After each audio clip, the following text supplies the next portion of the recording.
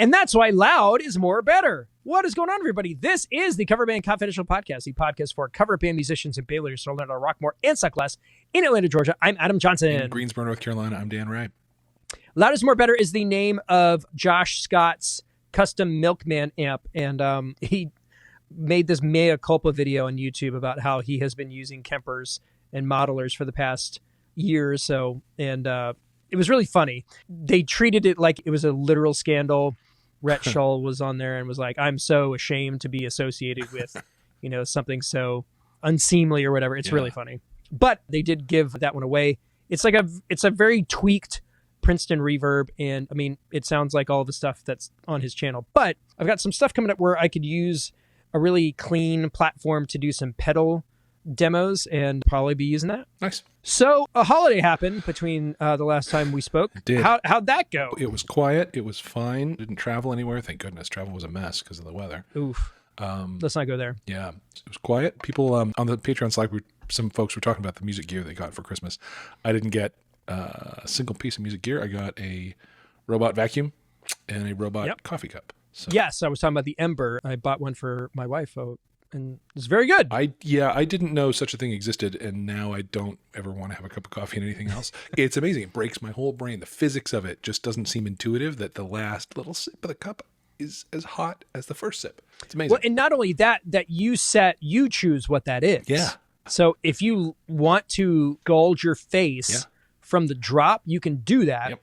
Or if you're like more of like a 175 kind of guy, like you can do that too. Yeah. I too got nothing super music-y and fun for Christmas. I got a Kindle. Good. And I got some nice slacks. Excellent. I've hit middle age pretty hard, and it has hit back. Yeah. Welcome. So, welcome, my friend. But I was like, I opened these things. I was like, ooh, my favorite pair of pants. Yeah. I got some neat stuff that could kind of, in a tangent, provide musical benefit. Like I've got a couple more air tags, good, which you can use to retrieve or keep an eye on things. Yep. That's probably what that'll end up going to. Yeah, I mean, everything else is just kind of practical. I've gotten to a point in my life where people give me hot sauces. Yeah. And I'm happy about it. It's pretty good. Yeah, it's a good thing. I've been able to show some of the hot ones to our eldest, and he really likes it. Yeah. And so I got him not the full season pack, but they had like a condensed version that includes like a tiny bottle of The Last Dab, and that was a Christmas present that he got this year. Okay. So we'll be working through those at some point. In small portions. Yes, absolutely. But I mean, when you've got an operating budget for gear, it's pretty hard to ask people to indulge you in that way. And then I keep seeing these posts pre-Christmas on our musicians and our guitar on Reddit, like, my boyfriend plays guitar and I want to get him a guitar present. What do you think of this wood pick? Nope. No, it's cute. That's the other thing is that like for non-musicians to give musicians musician gifts is like really it's tough. Impossible, because you'll get it and you'll be like, not even close. Yeah, this is not. I thank you, but I'm not gonna. Thank you for the chore that you've given me. Yeah, or just the trinket. Return this. Here's an engraved guitar pick, stainless steel engraved guitar pick with the date we met engraved on it. Great. Hope you play great music with that. I'm not gonna, but it's sweet. I might put it in my pocket for a while. But that being said, we definitely did custom picks for my wedding, and every once in a while, one will turn up. Yes, good. And so, because it was one of those things where like I bought a gross of them back in 2007. Yeah. And every once in a while, like, oh yeah, because I worked through them. And now I'm on to like the next one, but every once in a while, one will creep up. Is like, haha, I remember you. Yeah, I have custom picks. I have, Dan Ray Music custom picks. Indeed. And then I had Clanky Lincoln's ones, and I have New Strange ones. And yeah, we can't do a load of laundry without like 8 of those things falling out because it's we're swimming in these things. In fact, the robot vacuum on its second night out gagged itself using pick it. The Roombas are they're a temperamental crew. Yeah. The zero maintenance that they advertise is not really. That's the thing that people need to realize when you're talking about. I promise we're going to get to music stuff. We eventually. But the thing that people need to understand about robot vacuums is that you're not buying them for the cleaning factor. It's not that they are the world's best vacuum. They're just the only vacuum that will vacuum every day. That's right. Without you intervening. That's right. That's right. So And when they go every day, actually, most days, it's pretty darn good. it's pretty okay. Yeah. But there's going to be challenges. Yes.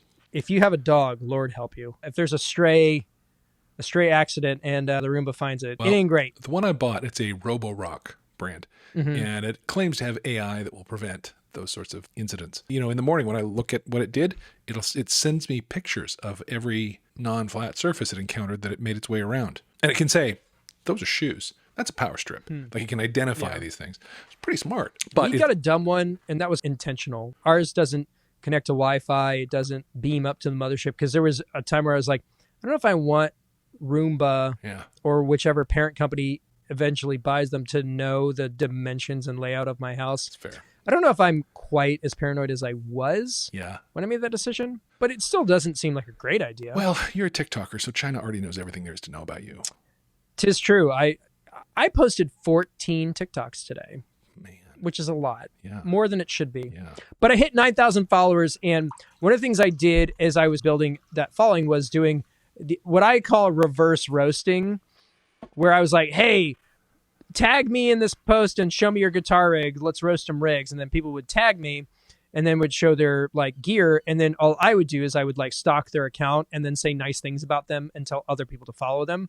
So it's more of a goodwill thing, but it's a way to like foster community and do things in the guitar community that like guitar community isn't necessarily great at. Not known for lifting each other up. Right. So that's what I was trying to do. And I will say this, it exploded, all my metrics, because when you have something that is intentionally interactive, people interact with it. Well, so and positive, right? Yeah. Like, I guess you can be outrageous and negative and have the same impact, but like, why? To scratch the itch that is the emptiness that lives inside you. That's why. Yeah. Anywho. Well, now that we're sad. Well, we're in this weird spot where are you prepping for a New Year's Eve gig? No. Or are we not doing that? No, Okay. the one that I was talking to her about, boat. eventually she couldn't afford me, and so we pulled the plug. So now we're kind of in this thing where it's like, all right, well, it's 2 days before the year ends. Right. What have we done? What is there to dig into? What have we? So this is Christmas. Wow, another year older. Let's just really get right into just the gnarly. Let's go. Yeah, sad stuff. Yeah. No new reviews this week, so That's also sad. no distractions there, but that's okay. But we've been having a lot of conversations on the Slack channel around a lot of stuff. The burnout episode definitely struck a nerve with a lot of our listeners. Yeah. I got multiple DMs from folks that resonated with what we were talking about. I got some other feedback from folks in my immediate circle expressing similar feelings. It was definitely a timely topic to cover. And beyond that, though, we've been talking a lot about what do we have to show for this year. I had expressed some frustration in our kind of inner circle that I had spent a lot of my resources reinvesting into the business. And so I was not paying myself for the shows that we were doing. And at the end of the year, I felt kind of defeated and then also had nothing in my bank account to show for the things that I had worked on. That's a thing that I vowed to change over the next year.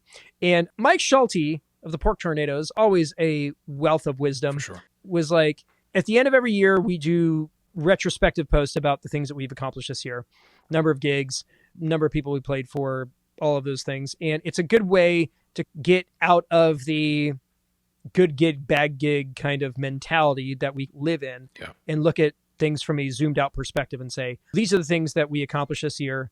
And it was easily more good things than bad things. And that's how we should approach stuff. And I would agree. I think that's a great way to prioritize the way that you think about stuff. Yeah. And so I figured that we could do that for the show. Love it. So we've been pretty diligent about keeping stats around the show and looking at things year over year and looking at growth and where we can go. And this year has been outrageous compared to the last few years. Yes. Now, we were dealing with... I think we said that last year too. The growth curve has been accelerating. Absolutely. So now, granted, these are not full numbers. We're 2 days short, but I feel pretty confident critical days in what we've got to share with you guys, kind of where we were. So at the end of last year, we had crossed over 46,000 downloads and plays of the podcast that year. And we were very stoked on that because almost 50,000 is like crazy, And the year before was like in the 20s, right? Yes. So we were talking pretty crazy year-over-year growth. Yeah. As of today, we're looking at 66,615 downloads and plays of the podcast for 2022. Yeah. 20,000 more than last year, which is just crazy to think about. Not quite half again, but in the ballpark. Yeah. And we're looking at approximate numbers being like, we're averaging like 4,000 downloads a month, 1,500 streams, and just massive growth. Yep. It's crazy. I noticed as I post each episode, the average episode is getting 450 to 500 listens within a week or in so. the moment. Yeah. Mm-hmm. And we're looking at the platforms that are picking us up, like Spotify has really picked up. As far as specific platforms go, it's practically it's second place, I think, to Apple, which is the end all be all. Right. But those numbers are crazy. And not just the podcast, but looking at the YouTube stats, we got 98,887 views this year. That's 2,500 hours of watch time, which is 60% more than last year. All right. 600 new subscribers. And let's see, the one that really blew my mind was when you're looking at the people that consume your content, 27.5% come from people who subscribe to our channel. 72% are not subscribed. So out of 98,000 views, 72% of those people don't subscribe and may not know about all the things that we do. Huh. And for us, that looks like a huge audience, a huge opportunity for us to spread our wings a bit. And let's see other stuff. I hit 9,000 followers on TikTok talking about all this stuff. And we actually had somebody who wanted to reach out and help us out with some of our production stuff. Yeah. So hopefully that means that we'll be a bit more present on social media, specifically as the podcast. We're barely putting these episodes out every week, and trying to find ways to break them up and stuff is challenging. As we kind of progress and get things going, we'll be able to do more of that stuff and give you guys more options to get the information that you're looking for. Super exciting. For me, this year has been mixed bag. There's definitely been some cool stuff that we've gotten to do. A lot of it's been music related and a lot of it's been in this world. And I don't know if it's necessarily like 50-50 just yet, but it's getting pretty close. We're like, what do you mean by this the music world? stuff. Well, like the performing versus like Content. doing content and stuff, like Gotcha. video things and that kind of Gotcha. stuff. But it's getting close to kind of like cool stuff happening for the band and cool stuff happening for other like outside world things. And I don't know what that balance looks like. I don't know what balance feels right. I'm still trying to figure out what the happy medium is between the two. But I've said on multiple occasions that doing the video stuff is definitely a more consistent creative outlet that offers a little less stress compared to other things. But we've got some really cool stuff on the horizon for the band, and I'm really hoping that we can continue to grow the business and do more things. And I've got some goals for myself that I'm ready to see if I can see through. Have you had a chance to kind of sit back and figure out any actionable stuff that you want to implement in 2023? Yeah, a couple of things. And I'll start with the analysis I did of 2022. So in 2022, I did 47 solo shows, including all of my variations on that, just solo acoustic and karaoke and trivia and all that. My new band, The New Strange, did 8 shows in 2022. So we've done 8 total. I think we walked out of each one feeling like we were standing a little taller than before. Like every single show has been an improvement on the one before and getting tighter and better and closer and all that stuff. All of that with 2 rounds of COVID this year. The other metric I looked up just now is the new band, The New Strange, has onboarded in basically a year, and including 8 gigs, 54 songs. So that's okay. That's okay. It's a little bit behind the measure, frankly, because our last show was a 3-piece show that we were designed explicitly so that my co-front person, Taylor, when we first put the band together, she was in 2 other bands. And so we knew that booking her, we wanted to be able to book without her if necessary. And we did our first full 3-hour show without her. We really had to stretch to get 3.5 hours of music without her. Yeah. So there is actually some growth to do in terms of the amount of material we have on board that we can deploy. I think overall, the year has included a really surprising amount of connection with an audience, particularly that Wednesday weekly show in Lexington, that I didn't mean to develop a community around it. One developed around me, and it was amazing. Yeah. I'm getting texts from those guys like, what are we doing on New Year's? Are you playing? What if not, come hang with us. I might, I don't know. Getting to spend some time with those guys at the wedding for one of them that we played in Asheville a month or so ago was like fantastic. Just some downtime. Like one of them who's been a regular that whole time said, Dan, I've only ever seen you on, right? I've only ever seen you when you were working, putting on a show. I've never just hung. And it was great to be able to be with those guys that way. So a bunch of new friends and fans, and I'm still a little uncomfortable with the word fans, but there it is. All happened in this last year, and it was not something I asked the world for, but it gave it to me. It was pretty incredible. So coming year, I think, is just pushing more into that engagement in terms of the band and keeping it pushed forward. Here's the other thing that I would say, a corner that I turned this year. You know, my last band didn't end acrimoniously. We all came out of lockdown at different times. You know, they were ready to play before I was, and God bless. I have no bad feelings about that. There could have been better communication at the end there, but okay, it went the way it went, and God bless them. They're playing and they're happy, and I want that for them. It's fine. There's a tune that my co-frontman in that band did that was a signature number for him that I notice I've been hesitant to bring on board with the new band because it feels wrong. And in the last couple of weeks, I have found myself playing the guitar part for it again and telling my bassist to get prepped for it. I will tell you, it is Let's Dance, David Bowie. Yeah. And it was his tune. He sang it. He sang the crap out of it. And we owned like crazy when he was fronting it. And we're going to own like crazy with me fronting it. And it's like when you can listen to the, our song with your ex-girlfriend comes on the radio and you don't want to die. Like you can tell you've kind of turned a corner. That's kind of where I'm at. Like, I'm now free of whatever feelings I had about that, enough to bring a really great song back into my repertoire. So that's like emotionally stake to put in the ground, I think. Yeah. So, you're talking about like song selection. We've got this Friday the 13th thing that, as we were literally starting to record, I got contact from the venue. So hopefully things are moving and grooving, and we can announce that like as soon as possible. But we're looking at adding potentially like 12 tunes that we either have never played before or haven't played in a long, long time. Nice. I think new stuff is kind of a shot in the arm that I could definitely use. I've definitely been in scenarios where my old band played this and I didn't want to play it. Funny enough, you know what that song is? It's Your Love by The Outfield, which was the main thrust of a topic in the Slack channel a couple of days ago.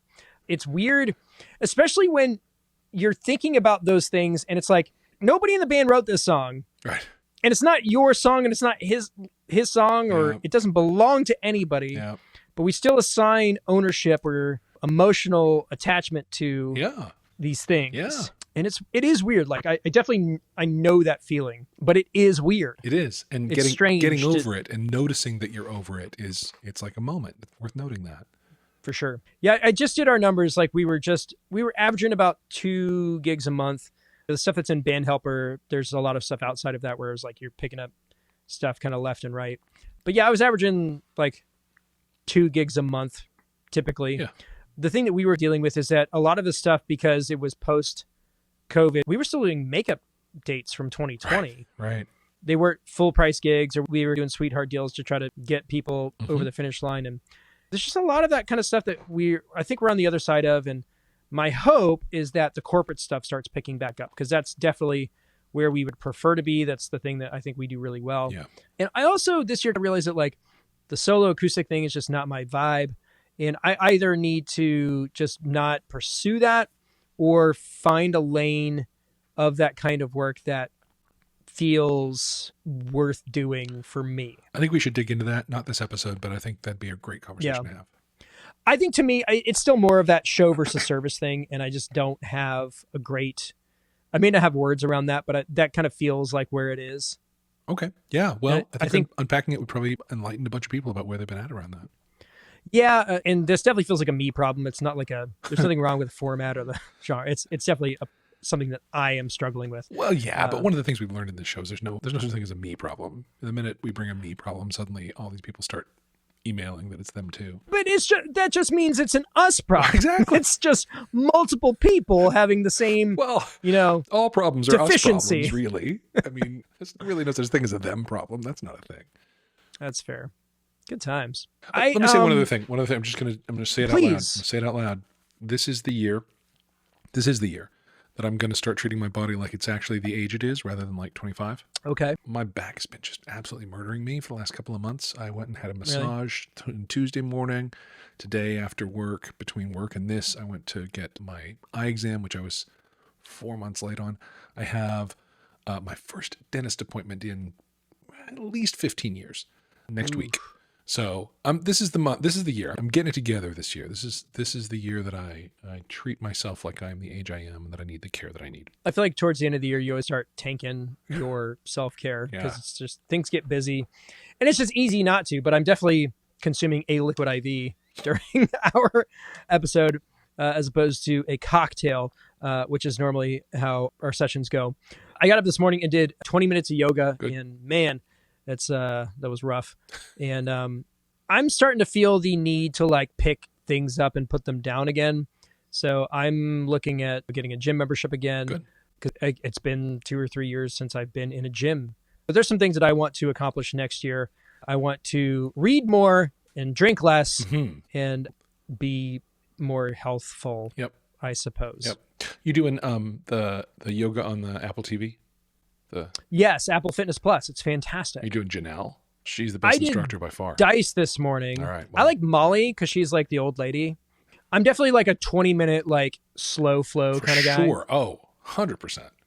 I'm not an energetic flow guy. I can do like a 10-minute energetic flow. Otherwise, I'm like 20 or 30 like mellow vibes. There was a moment with Janelle, one of the ones I did, which has not been many, stretching out wrists. Stretch out your wrists, stretch out your hands, but be gentle with yourself, honey, because you're precious.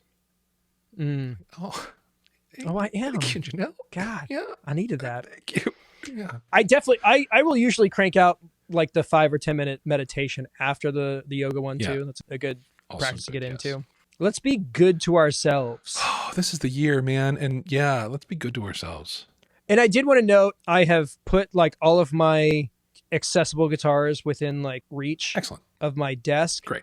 And I have picked up guitars, multiple guitars, and I've played them for no reason. Great. Multiple times since last week. Great. I'm feeling pretty good about that. That's great.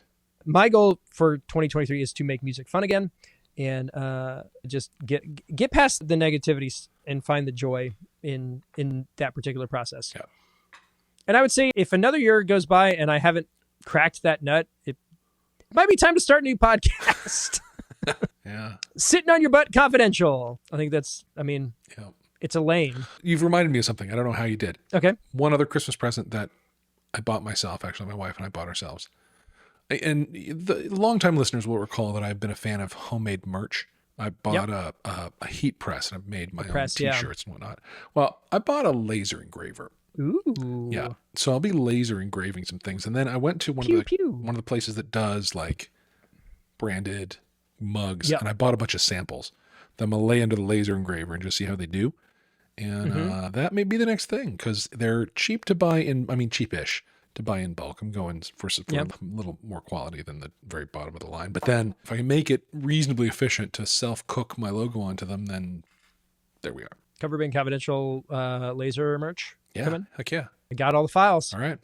Send them on. Okay, let's go. All right. Well, folks, what are your 2023 resolutions? Send them to us. Yeah. Coverbandconfidential@gmail.com. I put it on the YouTube channel beginning of last week, and there was a couple of folks who are like, I've got an audition or I've got this new project, and my goal is to not screw it up. I had an old friend of mine, Tom Blair, who I've mentioned multiple times on the show, who picked up the blank contract and the expense tracker.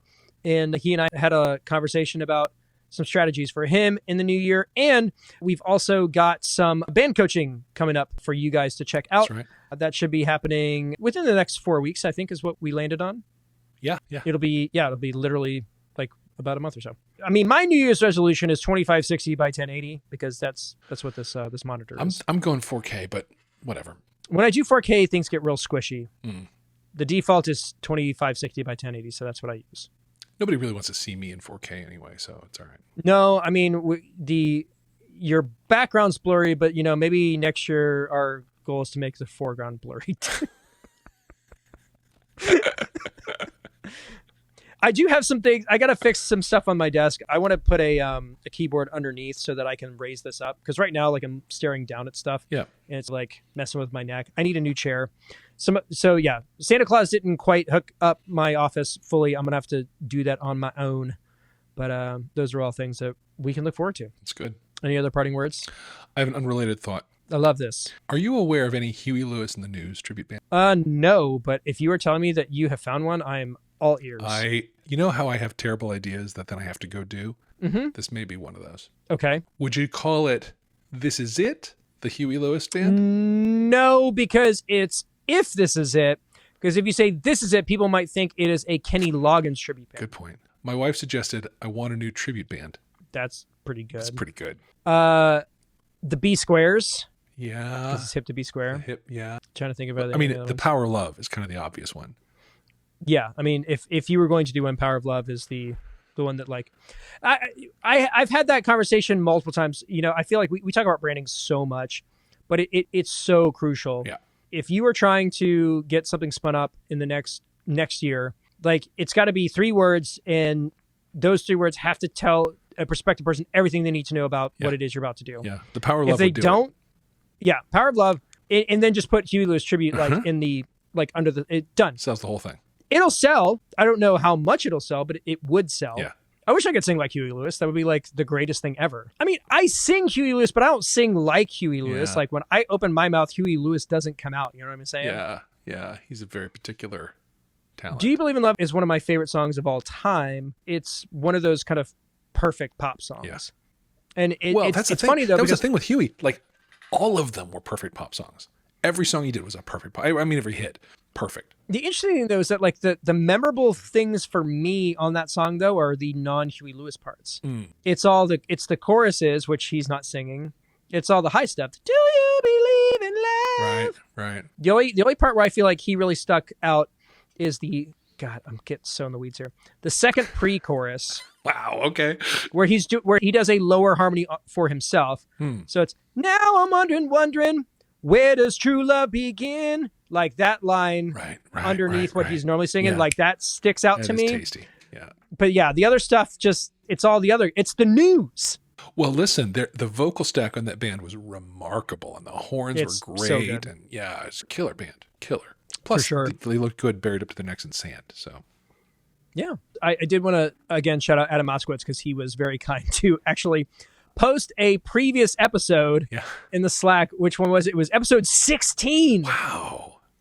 16, where we were talking about... and no wonder the clip sounded like crap. We really did not have our production values dialed in at episode 16. Well, it's not only that, but it's talking about, like, the fear of losing momentum. It's definitely... Yeah.